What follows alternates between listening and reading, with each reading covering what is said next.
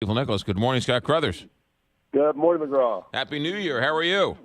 Hey, I'm doing great. Happy New Year to you. All right, all the way back. I guess it was on Friday the markets were open. Anything of major note on Friday on the last day of the year?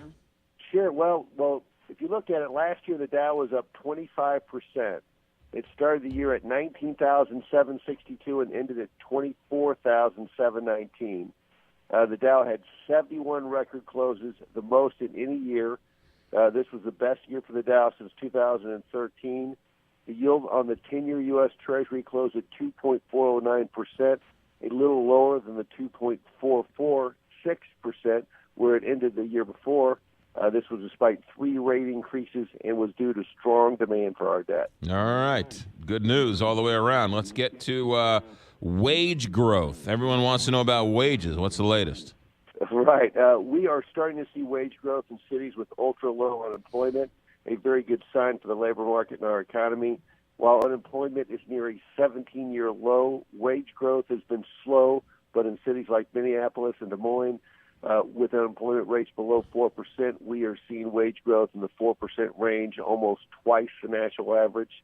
A lot of this is due to the manufacturing boom, but hopefully it will spill over to the other sectors of the economy. Yeah, I know. St. Louis, you talk to a business, the number one problem is they can't find enough qualified workers, so we'll see what happens there. What's going on at BP? Yeah, now BP said they would take a $1.5 billion charge to current earnings for changes in the U.S. tax laws. It has to do with how they value deferred tax assets. BP said in the long run, the lower corporate rates will help the bottom line, but this is needed to be changed now. Last week, Royal Dutch Shell said something similar, but they would write down about $2 to $2.5 billion of assets. All right. And finally, you mentioned government debt. What about government bonds? Right. U.S. government bonds are seeing strong buying from lots of individual investors, which helps keep rates down.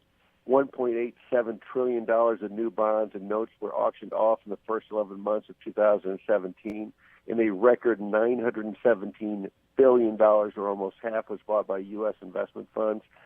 This is a huge increase from 2010 when they bought 20% of the new bonds offered. As more boomers enter retirement, they want the safety and stability of the U.S.-backed bonds, despite the ultra-low rates that we're seeing right now. All right. And then how are we going to start off the 2018 this morning, Scott Crothers? Well, at least on the futures right now, the start of 2018, the Dow looks up about 40 points.